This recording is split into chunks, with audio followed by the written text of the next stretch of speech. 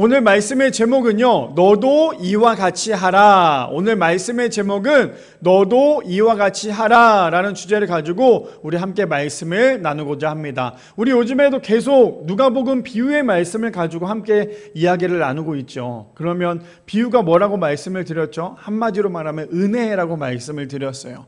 우리가 잘 알지 못하는 그런 말들을 예수님께서 아주 쉽게 풀이함으로써 사람들에게 예수님의 말씀을 잘 들을 수 있도록 알려주신 것들이 우리가 알고 있는 비유이죠. 오늘은 우리가 너무나 잘 알고 있는 이 착한 사마리아, 우리 많이 들어봤던 그 이야기이기도 하죠. 착한 사마리아의 이야기를 가지고 예수님께서 어떻게 그 사람들에게 어떻게 전하고 싶어 하셨는지에 대해서 오늘 우리 함께 본문을 통해 나누기를 소망합니다. 그래서 우리 성도님들 오늘도 말씀을 통해서 하나님의 그 이야기, 그 말씀을 잘 기억하시고 그 말씀대로 살아갈 수 있는 우리 모두가 되기를 축복합니다. 날씨가 분명히 비가 많이 온다고 했어요. 그렇죠? 그런데 금요일날은 정말 비가 많이 오더라고요. 저도 금요일날 비를 정말 많이 맞았는데 그만큼 비가 많이 왔어요. 그리고 또 토요일날 주일날 비도 많이 온다고 했는데 저는 내심 걱정을 했거든요. 우리 서울에서 오시는 우리 장로님들, 권사님, 또 우리 파주에서 오신 우리 집사님 잘 오실 수 와야 되는데 비가 많이 오면 안 될 텐데 걱정을 많이 하고 기도를 했는데, 너무나 감사한 건 분명 비가 많이 온다 했는데 날씨가 뜨거워졌어요. 다시. 그렇죠? 날씨가 다시 더워졌습니다. 또 장마가 계속 진행되고 있으니까요, 우리 성도님들 비 피해 입지 않도록 하루하루 잘 보낼 수 있는 우리 모두가 되기를 소망합니다. 말씀에 들어가기 전에요, 맥스 루케이도 목사님께서 이렇게 말씀하셨어요. 어쩌면 오늘 말씀에 전체적으로 압축한 내용입니다. 이렇게 얘기하죠. 하나님 백성의 가장 강력한 무기래요. 우리에게 가장 강력한 무기가 무엇이냐? 이렇게 얘기합니다. 단순하게 하나님을 의지하는 것이다. 저는 저 이야기가 저에게는 이번 한 주 동안에 굉장히 큰 위로가 되고 굉장히 큰 도전이 되었습니다. 우리 하나님을 믿는 백성이 가장 큰 무기가 있대요. 그 가장 큰 무기가 무엇이냐? 다른 게 아니라 그냥 단순하게 하나님을 의지하는 거래요. 하나님을 단순하게 의지하는 사람이 할 수 있는 건 무엇인지 아십니까? 하나님의 말씀대로 그대로 순종하면 실천할 수 있어요. 근데 하나님의 말씀을 단순히 의지하지 않고 그냥 내 생각이 점점 더 많아지고 계산하는 사람은요, 하나님의 말씀을 아무리 들어도 듣기는 하지만 그대로 실천할 수는 없다라는 거예요. 바라기는 우리 모든 성도님들, 오늘 이야기 하나님의 백성의 가장 강력한 무기는 단순하게 하나님을 의지한다라고 말한 것처럼 우리 모두 다 하나님을 단순하게 정말 하나님을 의지할 수 있는 우리 사랑하는 우리 미라리 성도님들 되시기를 축복합니다. 오늘 말씀의 제목 너도 이와 같이 하라 라는 주제를 가지고 우리 함께 세 가지로 나누기를 원하는데요, 첫 번째입니다. 첫 번째 이렇게 얘기를 하죠. 내가 아는 것이 전부라고 생각할 때 쉽게 넘어진다라는 거예요. 첫 번째입니다. 내가 아는 것이 전부라고 생각을 할 때 쉽게 넘어집니다. 제가 왜 첫 번째 주제를 저걸로 잡았냐면, 저희 아내가 항상 저에게 하는 얘기가 있어요. 항상 오빠가 다 맞다고 생각하지 마. 항상 오빠가 다 맞다고 생각하면 항상 사람들과 대화를 할 수가 없어. 요즘 들어서 더 많이 저에게 얘기를 해줘요. 오빠가 정말 생각을 많이 해야 되지만 제일 중요한 건 뭐냐면 항상 오빠의 말이 다 맞다고는 생각하지 마. 근데 제가 저 말이 도대체 뭘까? 근데 오늘 제가 말씀을 준비하면서 굉장히 많이 찔림도 있었고요. 어쩌면 저 말씀이 우리 성도님들에게도 전하는 말씀이지만 저에게 가장 강력하게 전하는 메시지가 아닌가라는 생각이 듭니다. 무엇이라고요? 내가 아는 것이 전부라고 생각할 때 우리는 아주 쉽게 넘어진다라는 거예요. 그래서 우리가 해야 될 건 무엇입니까? 우리의 고집을 좀 내려놔야 돼요. 내가 내려놓고 내가 아는 것이 전부가 아니라 하나님께서 주시는 그 지혜가 전부라는 거. 자, 우리 그렇다면 말씀을 좀 살펴볼까요? 자, 누가복음 10장 25절부터 보겠습니다. 이렇게 얘기하죠. 어떤 율법교사가 등장을 합니다. 어떤 율법교사가요, 예수님을 시험하여 이르되 라고 시작을 합니다. 누가 등장한다고요? 율법교사가 등장을 합니다. 그럼 율법교사는 어떤 사람이었을까요? 말씀을 잘 아는 사람이었을까요? 아니면 말씀을 잘 알지 못하는 사람이었을까요? 율법교사는 말씀을 당연히 너무나 잘 알았던 사람이겠죠. 유대인이었어요. 율법교사는 유대인이었고 말씀을 너무나 잘 알다 보니까 자신보다 말씀을 잘 알 거라고 생각하지 않을 만큼 자기는 굉장히 모든 거의 부분에 대해서 똑똑하다고 생각을 했죠. 근데 아주 불순하게 예수님께 이야기를 합니다. 어떻게 이야기를 합니까? 이렇게 질문하죠. 질문하기 전에요, 어떻게 합니까? 어떤 율법교사가요 일어나서 예수님을 뭐 한대요? 시험한대요. 예수님을 시험한대요. 근데 저는 저 시험한다라는 거 결국에 무엇입니까? 자기만 안다고 생각하는 착각 가운데. 근데 그게 우리가 너무나 잘 알고 있는 마태복음에 보면 예수님을 시험하는 게 있어요. 누가 시험하는 줄 아세요? 마귀가 시험을 해요. 예수님을 시험합니다. 그렇죠? 근데 여기서 말하는 율법교사도요, 자기가 아는 것이 전부라고 생각을 하니까요, 예수님을 어떻게 한대요? 시험합니다. 그냥 예수에게 여쭤보는 게 아니라요, 예수님을 어떻게 하면 무너뜨릴까? 왜냐면 우리가 알고 있는 이 율법은 예수님이 이 율법에 대해서 조금만 잘못 말하기만 하면 예수님을 넘어뜨릴 수 있는 너무나 좋은 찬스 아닙니까? 그러니까 율법교사는 어떻게 해서든 인기가 많은 슈퍼스타 예수님을 넘어뜨리려고 예수님께 시험을 하는 거예요. 나는 분명히 100% 이만큼 알고 있기 때문에 예수님께 질문한다면 예수님이 뭐라고 대답할지 너무나 뻔히 알 거 아니에요. 내가 생각했던 이 답에 대해서 예수님이 다르게 얘기한다면 예수님을 이단으로 얘기할 수 있겠다. 예수님이 율법을 지키지 않는 사람으로 얘기할 수 있겠다. 매장시킬 수 있겠다. 이 사람의 마음이 이런 마음은 아니었을까요? 그러니 어떻게 합니까? 시험하여 이르되 선생님, 내가 무엇을 하여야 영생을 얻으리이까? 근데 저 한 절에 굉장한 메시지가 있어요. 어떤 메시지가 있는 줄 아십니까? 율법교사가요, 예수님을 시험을 하죠. 근데 율법교사는 어떻게 예수님을 시험을 합니까? 자기는 모든 걸 다 안다고 생각을 했잖아요. 그렇죠? 제가 왜 계속 이거에 대해서 강조를 하냐면 율법교사는 자신이 하나님의 말씀을 너무나 잘 안다고 생각을 했어요.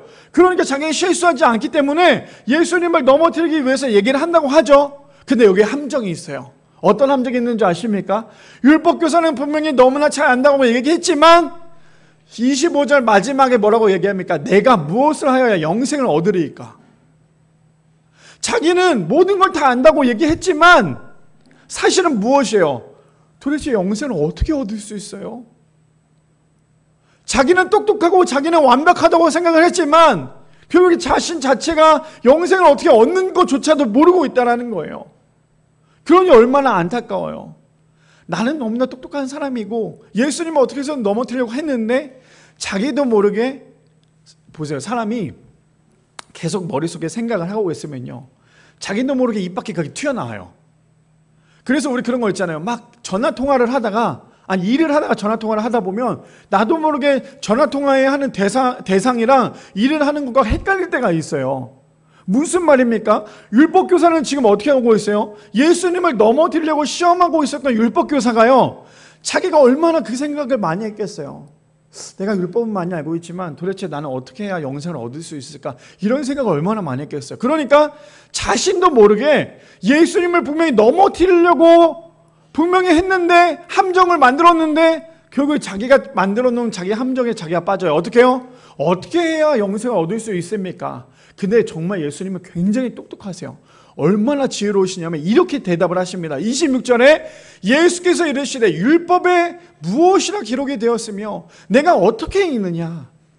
자, 예수님이 만약에 그 율법교사가 질문했을 거에 대해서 그거에 대해 답변을 했다면 아마 율법교사는 어떻게 해서든 꼬투리를 잡았겠죠. 근데 예수님은 오히려 반대로 되묻습니다. 뭐라고 되물어요? 이렇게 되묻잖아요. 도대체 네가 알고 있는 그 율법에는 무엇이라고 기록이 되었고 너는 그렇다면 어떻게 읽고 있냐? 지금 오히려 반대로 질문하고 있어요. 그러니 율법교사는 분명히 자기가는 답을 가지고 예수님 앞에 나왔지만 그 답에 대해서 예수께서 분명히 틀리게 얘기할 거라고 생각을 했는데 예수님이 오히려 질문을 하고 있는 거예요. 근데 더 놀란 건 무엇인지 아십니까? 율법교사가 분명히 예수님께서 예수님이 오히려 반대로 질문했다면 이 사람이 정말 똑똑한 사람이었다면 얼마나 자존심이 상했겠어요. 아니, 생각해 보세요. 율법교사는 율법에 대해서 완벽하게 아는 사람이라 그랬잖아요. 근데 예수님이 다시 오히려 반대로 물어보는 거예요. 그렇다면 율법에는 뭐라고 적혀 있고 너는 그러면 어떻게 그 율법을 읽고 있냐? 지금 율법교사는 얼마나 자존심이 상했겠어요.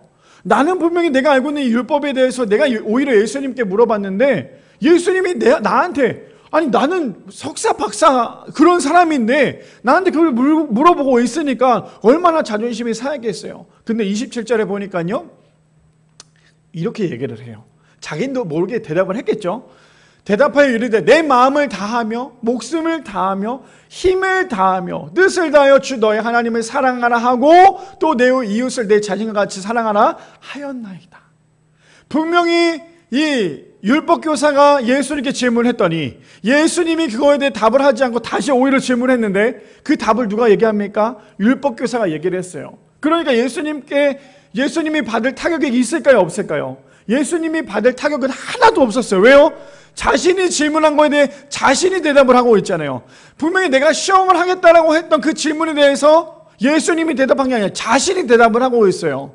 근데 저 말씀을 우리가 너무나 잘 알고 있죠. 신구약을 통틀어 뭐라고 얘기해요? 성경에 하나님의 사랑, 이웃 사랑에 대해서 얘기를 하고 있는 거예요. 지금 이거를 율법교사가 예수님 앞에 이야기를 하고 있죠. 얼마나 잘 알고 있습니까? 자신도 얼마나 잘 알고 있어요. 근데 우리가 이렇게 한번 생각해 봅시다. 우리도 하나님의 말씀을 많이 읽어요. 많이 읽고 하나님의 말씀대로 살려고 하지만 하나님의 말씀을 읽는 걸로 끝나서는 안 돼요. 하나님의 말씀을 읽었다면 우리가 해야 될 건 무엇입니까? 그대로 살으려고 노력을 해봐야 되는 거예요. 자, 왜 그런지 볼까요? 28절에 보니까 예수께서 이르시되 내 대답이 옳도다. 이를 행하라. 그러면 살리라 하시니. 저는 저 상황을 보면 얼마나 웃긴지 몰라요. 분명 율법교사가 예수님한테 물어봤고 예수님이 오히려 다시 한 번 더 율법교사한테 질문을 했고 율법교사가 자신이 질문한 거에 자신이 대답을 했어요. 근데 대답을 했는데 예수님의 최종 답변은 무엇인지 아십니까? 답변하고 있는 그 율법교사에게 뭐라고 얘기하냐면 이렇게 얘기해요. 맞아, 네 말이 맞아. 그러면 네가 알고 있는 그대로 너는 가서 행해. 네가 알고 있는 그 답대로 가서 너는 그대로 하면 돼. 지금 예수님의 답은 아는 걸로 끝내지 말고 그대로 살라라고 말씀하시는 거예요. 제가 이번 한 주 동안에 한 사건이 다시 한 번 더 TV 프로그램에 나와서 너무나 화가 났던 사건이 하나 있어요. 아마 우리 성도님들도 한 번쯤은 봤을 예전에 이슈가 되었던 이야기인데 지금도 재판 과정이었고 지금 뭐 판결도 나오긴 했지만 어떤 사건이 있었냐면 태권도장이었어요. 태권도장에 한 거기 운영하고 있는 관장이 한 아이를, 그것도 저희 윤희보다도 어린 3살, 4살밖에 되지 않은 그 남자아이를 거꾸로 해서 매트 안에다 그 아이를 꾸겨 넣는 사건이 있었어요. 그랬더니 그 아이가 거기서 발버둥을 쳤는데 그 아이를 꺼내주는 사람이 한 명도 없었어요. 그래도 어떤 사범이 잠깐만 드러났어요. 제가 거기서 봤을 때 저 사범이 저걸 빨리 드러내서 아이가 지금 발버둥 쳤을 때 꺼내놨으면 아이가 안타깝게 목숨을 잃지는 않았을 텐데 근데 그냥 그렇게 하고 난 다음에 냅둔 거예요. 시간이 지나서 아이들이 먼저 달려나갔어요. 그리고 사범들도 막 뛰어갔어요. 근데 아이는 이미 그 자리에서 숨을 거뒀어요. 그 모습을 보면서 저는 그 모습을 보면서 얼마나 화가 났는지 몰라요. 저도 예전에 10년 전에 의정부에서 사역을 했을 때 태권도 사범 일을 했잖아요. 태권도 사범 일을 하면서요 관장이 항상 하는 얘기가 있어요. 절대 아이들을 다치게 해서는 안 된다. 아이들 운동을 가르치는 건 너무나 중요하지만 아이들이 운동을 배우면서 절대 아이들이 다쳐서는 안 된다. 이 얘기를 정말 많이 강조를 했거든요. 근데 그렇게 얘기하고 있는 아마 대부분의 관장들은 다 그런 얘기를 할 거예요. 근데 그 관장의 그 모습을 보면서 너무나 화가 났었어요.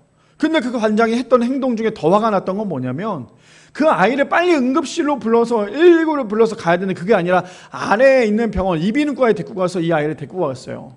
빨리 병원에 데리고 가. 그래서 나는 빨리 그 아이를 대처하려고 하는구나 해서 그 아이를 이비인후과에 데리고 갔는데 그 아이를 이비인후과에 데리고 가고 끝난 게 아니라 바로 올라갔어요. 도장으로. 그 다음 뭐 했냐면 CCTV 영상을 다 지워버렸어요. 그 모습을 보는데 얼마나 화가 나던지. 아니 지금 이 아이가 지금 사경을 헤매고 있는데 죄송해요. 제가 그 아이가 그 자리에 숨을 거둔 게 아니라 그 아이가 그 중환자실에 있었네요. 그 아이가 굉장히 힘들어하고 있는데 그 아이를 냅두고 그냥 바로 CCTV를 삭제하는데 자기만 살자고 지금 하고 있는 그 모습들을 보는데 너무 화가 났어요. 근데 제일 화가 났던 건 뭔지 아십니까? 제가 오늘 이 본문을 준비하면서 그 내용이 딱 떠올랐던 것 중에 하나가 뭐냐면 그 관장은요 이 아이, 그러니까 태권도를 운영하기 위해서 또 아이들을 하기 위해서 어린이에 관련한 모든 자격증을 다 땄어요. 어린이 심리 상태부터 어린이에 대한 그 모든 자격증을 다 땄어요. 자격증을 다 땄는데 그가 했던 행동은 무엇인 줄 아세요? 아이를 결국 사망에 이르는 그런 안타까운 행동을 했다라는 거예요. 제가 그걸 보면서 어떤 생각이 들었냐면 오늘 등장하는 율법교사가 그런 사람이지 않았을까요? 자신이 율법에 대해서 어떻게 보면 지금으로 따지면 많은 자격증을 땄겠죠. 뭐 구약학, 신약학 뭐 이런 것들 많이 땄겠죠. 많이 땄는데 정작 그가 했던 행동은 무엇입니까? 머릿속에 가득 채워놨지만 머리는 점점점 커지는 신앙이었지만 가슴이 커지지 않으니까 결국에는 내가 아는 것은 참 많지만 행동하지 않고 있었던 게 바로 이 율법교사의 모습이었다는 거예요. 저는 그래서 그 관장과 이 율법교사가 굉장히 오버랩이 됐어요. 우리가 많이 안다고 해서 중요한 게 아니에요. 석사를 따고 박사를 딴다고 해서 중요한 게 아니라 내가 석사 박사가 없다 할지라도 그대로 살아가려고 노력하는 게 더 중요하다는 거예요. 우리 옛 어르신들은 어떻습니까? 성경조차도 읽을 수 없었어요. 왜요? 한글 자체를 모르셨잖아요.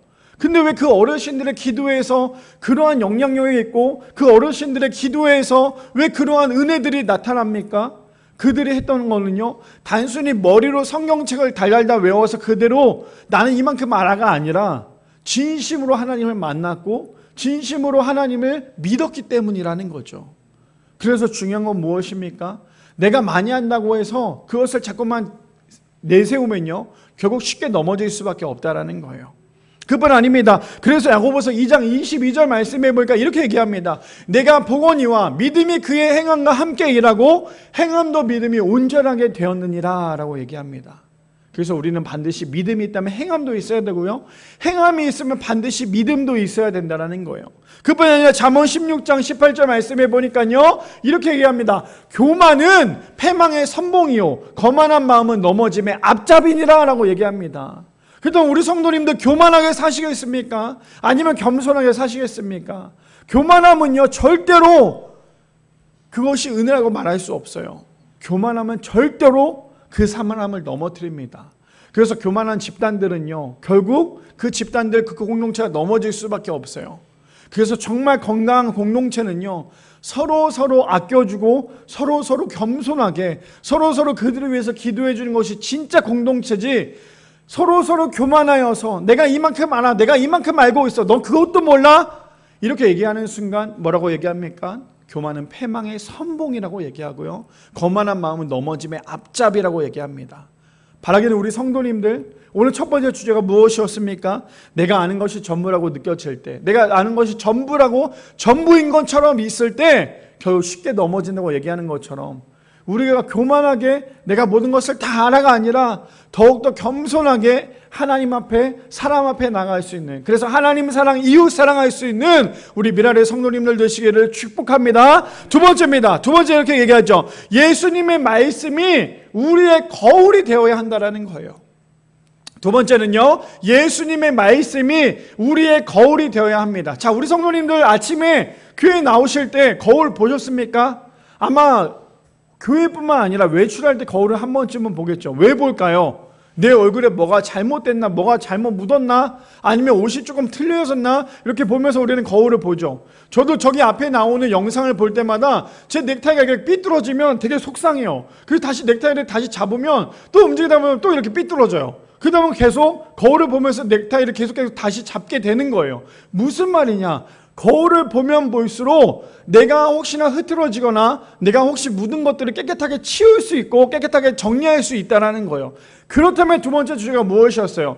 예수님의 말씀이 우리의 삶 가운데 거울이 되어야 하는데, 예수님의 말씀이 우리의 삶 가운데 거울이 되지 않으면요, 우리 앞에, 내 앞에 죄가 묻어 있어도요, 그 죄를 깨끗하게 정리할 수 없어요. 내 삶 가운데 죄가 묻어 있어도, 더러운 죄가 묻어 있어도요, 우리는 그 죄를 깨끗하게 정리할 수가 없어요. 왜요? 우리는 예수님의 말씀의 거울을 보지 않고 있기 때문이라는 거죠. 자, 일단 말씀을 좀 살펴볼까요? 누가복음 10장 29절부터 보면 이렇게 얘기합니다. 그 사람이 자기를 옳게, 누구예요? 율법 교사가 이번에는 어떻게 했어요? 첫 번째 우리 율법 교사가 했던 건 무엇입니까?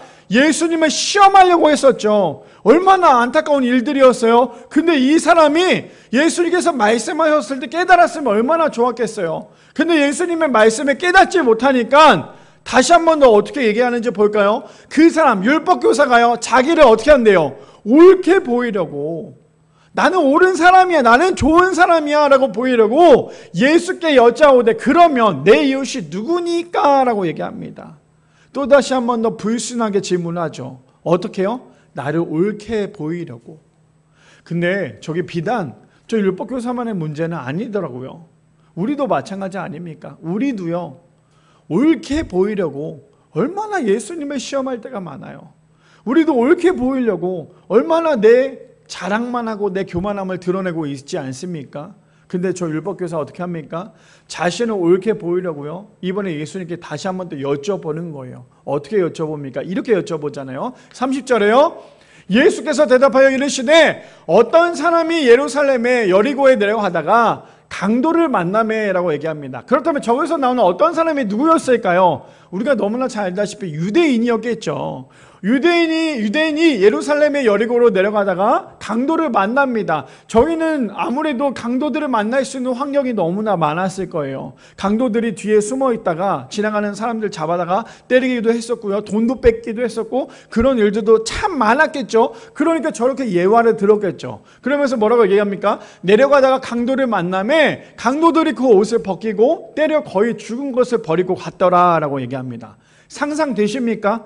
강도들이요, 그 한 사람 유대인을 봤어요. 잡았습니다. 때립니다. 옷까지 다 벗겨버려요. 거의 죽기 직전까지 패요. 그 다음에 그 사람을 거의 죽음 앞에까지 냅둔 상태에서 냅두고 버리고 도망갑니다. 지금 예수님이 그러한 모습을 상상을 하면서 얘기하고 있어요. 그러자 31절에요. 그런데요, 한 사람이 또 등장을 합니다. 누가 등장하는지 볼까요? 마침 한 제사장이 그 길로 내려가다가 그를 보고 피하여 지나가고 라고 얘기해요. 자, 저기서 나오는 제사장이 누구였을까요? 예배를 집도했던 사람이었겠죠. 얼마나 하나님과 제일 가까이 있다라고 생각을 했던 사람이었을 거 아니에요. 근데 그 사람이 지금 했던 행동이 무엇이에요? 이렇게 얘기하잖아요. 마침 한 제사장이 그 길로 가고 있어요. 근데 정말 너무 화가 났던 건 뭔지 아세요? 그 길로 내려가다가 누구를 봤대요? 그 유대인을 봤는데 보고 어떻게 했대요? 피하여 지나갔대요. 차라리 못 보고 그냥 갔으면은 뭐 조금이나 이해를 하겠는데 분명히 앞에 사람이 죽기 직전까지 있는 그 사람을 봤음에도 불구하고 그 사람을 그냥 냅두고 본체 만체가 아니라 그 봤음에도 불구하고 피해서 그 자리에 피해 지나갔다고 얘기해요. 저는 저 모습을 보면서 어떤 생각이 들었냐면요. 저 제사장이 나의 모습이지 않을까? 저 제사장이 지금 한국교회 목사들이지 않을까? 지금 저 제사장이 지금 나의 모습과 가장 흡사하지 않을까? 그러면서 어떤 생각이 들었냐면 지금도 하나님을 믿지 못해서 시름시름 거리고 있는 그 사람, 하나님을 알지 못해서 너무나 힘들어하고 너무나 병들어 있는 그 사람이 지금 내 앞에 놓여져 있는데 그 사람이 앞에 놓여져 있음에도 불구하고 그냥 봤는데 그 사람을 건너기가 귀찮으니까 괜히 말 걸었다가 그 사람에게 말 걸었다가 내가 가는 길도 괜히 시간도 단축도 못할 뿐 아니라 괜히 그 사람한테 붙잡힐까 봐 그러고 있는 게 나의 모습이지 않았을까? 저는 그 생각이 참 많이 들었어요. 그래서 제 스스로도 참 많이 화가 나고 그래서 요즘에는 더 일을 하면서도 주변을 정말 많이 살펴보려고 노력을 많이 합니다. 그런데요, 제사장도 그를 보고 피하여 갔죠. 근데 32절에 또다시 누가 등장하냐면요, 레위인이 등장을 합니다. 한 레위인이 그곳에 이르러 그를 보고 피하여 지나가되라고 얘기합니다. 아니 이건 너무한 거였어요. 이건 너무한 거였어요. 흔히 말해서 지금 앞에 한 사람이 놓여져 있는데요, 목사가 그 사람을 보고 본체 만체가 아니라 봤음에도 불구하고 피해서 도망가고 있는 그 모습과 성도님들이 예배가 끝나고 교회 앞에 쓰러져 있는 그 사람을 보고 그냥 피해 도망가는 거랑 지금 똑같은 상황인 거예요. 이해되십니까? 이렇게 얘기하면 좀 더 이해가 편하시겠죠? 우리가 예배가 끝나고 난 다음에 우리는 저 문을, 교회 문을 열고 나가는 그 순간부터 우리의 삶이 진짜 예배의 삶이 되어야 된다는 거죠. 근데 지금 교회 앞에 누군가 한 명이 쓰러져 있어요. 근데 목사도 그걸 보고 난 다음에 피해서 가고요, 성도님들도 예배 시간에 아멘 아멘 아멘 아멘 하다가도 예배 끝나고 난 다음에 문을 열고 그 사람이 쓰러져 있는데 그 사람을 봤음에도 불구하고 피해서 가고 있는 거, 지금 그 모습을 예수님께서 말씀하고 계시는 거예요. 어떤 내용인지 이제 좀 이해가 되시겠습니까? 자, 그러자 33절에요 어떤 사마리아, 근데 한 사람이 등장을 해요. 근데 그 사람은요, 유대인과 굉장히 적이기도 했지만 유대인들이 거의 벌레처럼 봤던 사람이었어요. 인간 취급도 하지 않았던 사람이었어요. 그 사람이 누구라고요? 사마리아 사람이었죠. 근데 사마리아 사람이 여행 중에 거기에 이르러 그를 보고 불쌍히 여깁니다. 그리고요 34절에 이렇게 얘기하죠. 가까이 가서 기름과 포도주를 그 상처에 붓고 싸매고 자기 짐승에 태워 주막으로 데려가서 돌보아 주니라 라고 얘기하고 있어요. 근데 지금 사마리아인이 뭐하고 있었대요? 여행 중에 있었대요. 여행 중이라고 하면 자신이 하고자 하는 것들이 있었겠죠. 근데 지금 여행이 하는 중에도 불구하고 지금 내 앞에 놓여져 있는 그 사람이 너무나 안타깝고 너무나 불쌍히 여기니까요, 자신이 가지고 있었던 것 같고 그 사람이 응급처치를 하고 그 사람을 자기가 타고 왔던 그 짐승에 태워서 어쩌면 같이 탔을 수도 있겠지만 어쩌면 그 사람을 짐승에 태우고 자기는 걸어갔을 수도 있지 않겠습니까? 근데 유대인들은 사마리아인을 정말 벌레 보듯 했지만 그랬던 그 사마리아인이 그 유대인들을 어떻게 합니까? 분명히 저 사람이 나를 벌레 보듯 쳐다보고 있을 거야가 아니라 그 사람을 오히려 되려 불쌍히 여겨서 그 사람을 돕는 장면이 지금 본문에 나오고 있는 장면이에요. 그리고는 35절에 이렇게 얘기하죠. 그 이튿날 그가 주막에 주인에게 데나리온 2를 내어주며 이르되 이 사람을 돌보아 주라. 비용이 더 들면 내가 돌아올 때 갚으리라 하였으니. 그냥 맡겨놓고 떠난 게 아니었어요. 그냥 앞에 놓여져 있는 사람이 아픈 사람을 그냥 내버려 두고 주막에 두고 난 다음에 떠난 게 아니라, 자, 우리 현대인으로 한번 돌아와 볼게요. 현대인으로 돌아와 보면 아픈 사람이 지금 놓여져 있어요. 그 사람을 응급실에 데려다 놨어요. 근데 그 사람을 응급실에만 데려다 놓고 끝나지 않고 그 사람이 어느 정도 회복이 되는지에 대해서 혹시나 돈이 더 들어갈까 그 사람이 얘기를 하고 있는 거예요. 혹시 만약에 이 사람이 치료하다가 돈이 더 들어가면 내가 돈을 더 줄 테니까 아주 최선을 다해서 치료를 해 주십시오. 지금 이 사마리아인은 그렇게 행동을 하고 있는 거예요. 이해가 되십니까? 그러니 얼마나 놀라운 일이에요. 말도 안 돼. 이거는 아무리 친한 사람도 이렇게 하기 쉽지 않을 거예요. 근데 전혀 모르고 하물며 나를 정말 미워하는 그 유대인에게 이 사람은 최선을 다해서 그 사람이 나을 때까지, 하물며 자신이 여행 중임에도 불구하고 그 사람을 맡겨놓고 갔다가 다시 돌아왔을 때 돈이 부족해도 내가 돈을 지불할 테니까 이 사람에 대해서 최선을 다해서 치료해달라고 지금 이야기를 하고 있는 거예요. 그렇다면 누가 정말 그의 이웃이 될 수 있겠습니까? 지금 예수님은요, 이 비유를 통해서 그 율법 교사가 깨닫기를 원하는 거예요. 네가 그동안에 그렇게 생각했던 거, 자, 지금 내가 이렇게 얘기할 테니까 이거조차도 내가 할 수 있겠니? 지금 예수님께서 이렇게 질문하고 있다는 거죠. 그뿐 아니에요. 그래서 잠언 3장 5절에서 6절 말씀해 보니까요, 이렇게 얘기합니다. 너는 마음을 다하여 여호와를 신뢰하고 내 명철을 의지하지 말라. 6절이요.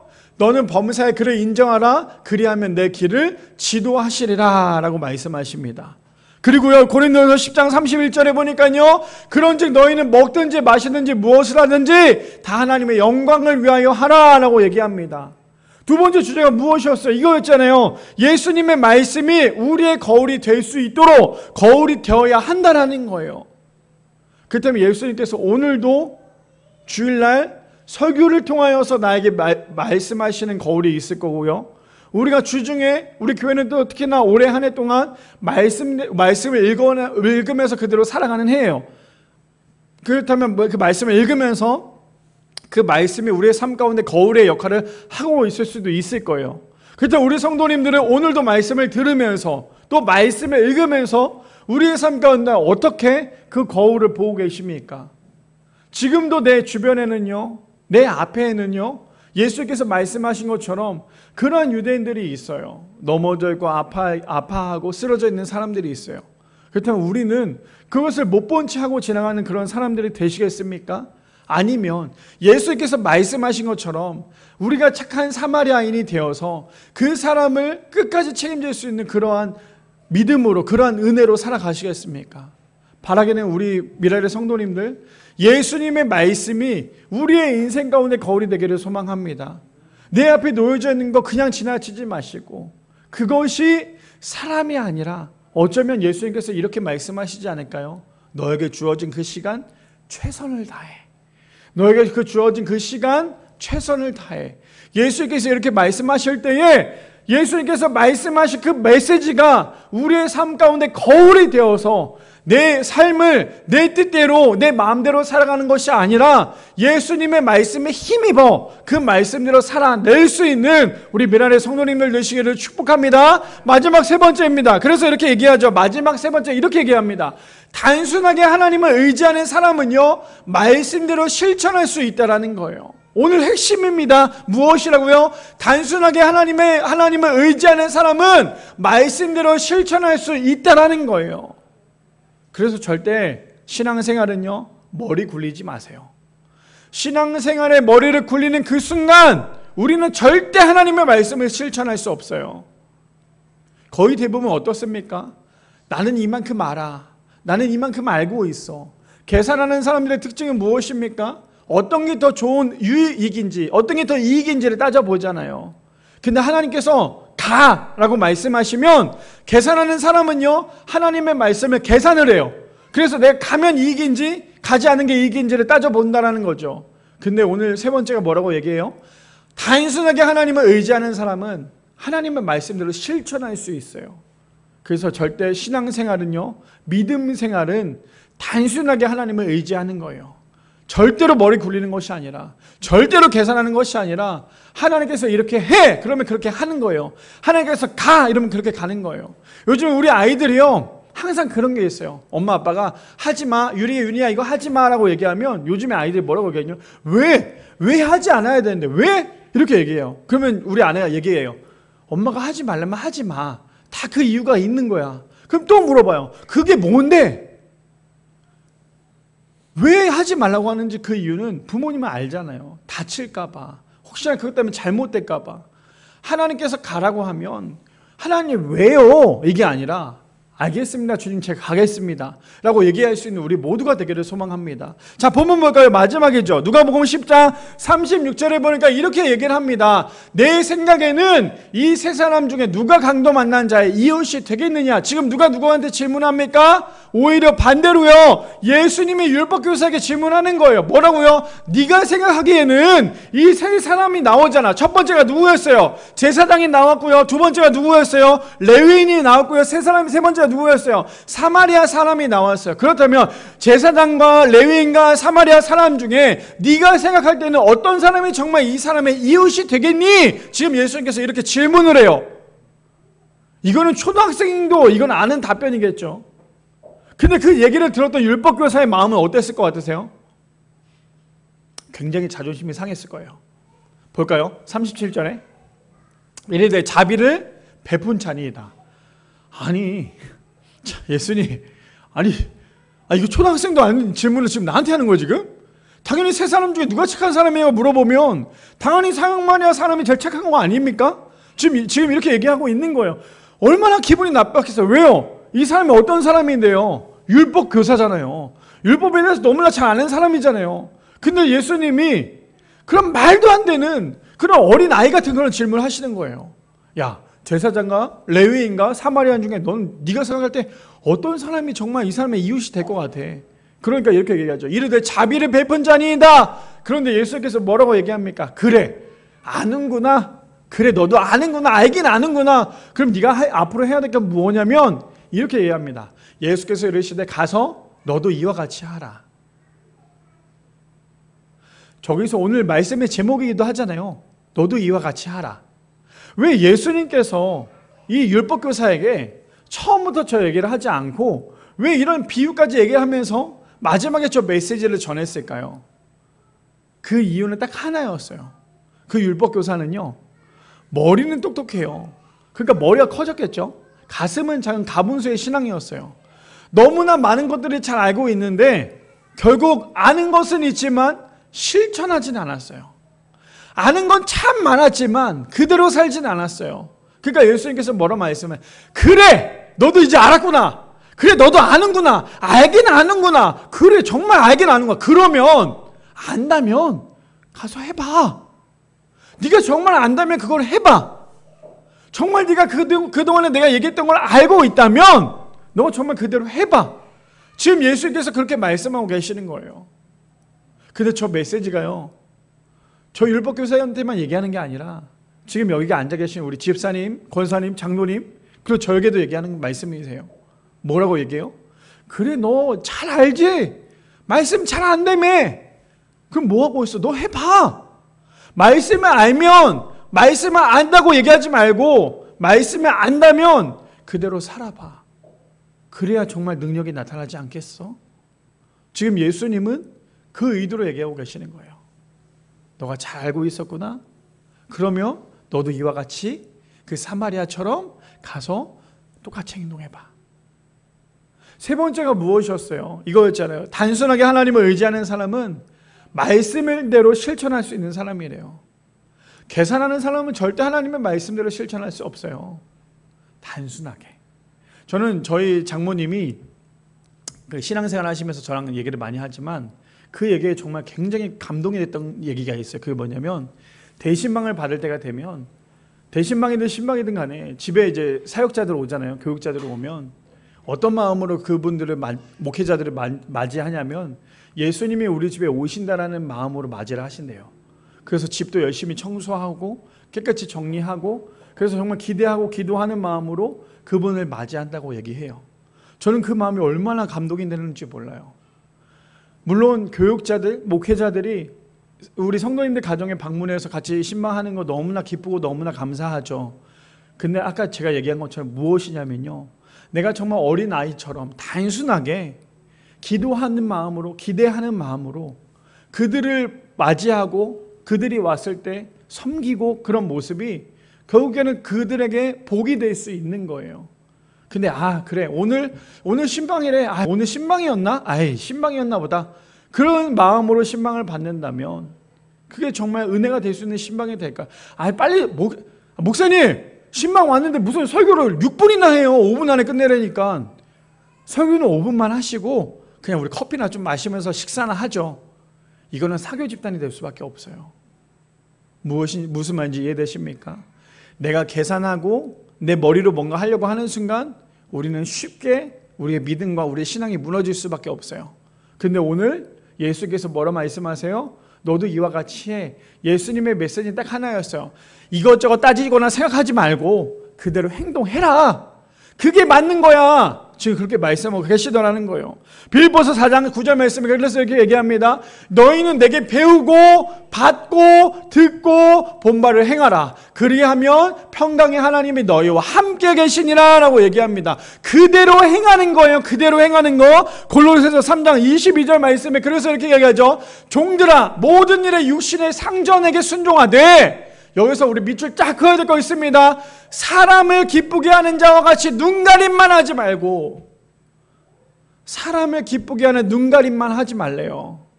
그리고 오직 주를 두려워하여 성실한 마음으로 하라. 절대 사람 앞에 잘 보이려고 신앙생활 하지 말래요.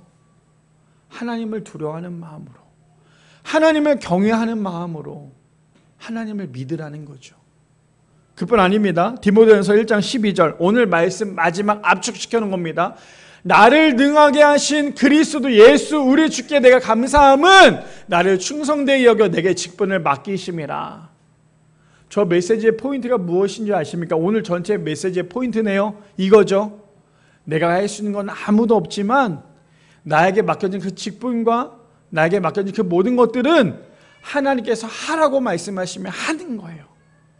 내가 잘나서 내 직분이 맡겨진 게 아니라, 내가 잘나서 뭔가 잘할 수 있는 게 아니라 하나님께서 나에게 그 직분을 맡겨주셨기 때문에 우리는 그 직분대로 하기만 하면 돼요. 그대로 살기만 하면 돼요. 내가 내 머리 굴리느라고 내가 어떻게 하면 내 마음대로 내 뜻대로 할까, 내 마음대로 굴리느라고 하나님의 생각을 버리고 살아가는 것이 아니라 하나님께서 나에게 이것을 맡겨주셨지. 우리 그런 거 있잖아요. 교회가 정말 은혜가 되는 게 뭔지 아십니까? 안 된다고 할 때 하나님께서 일하세요.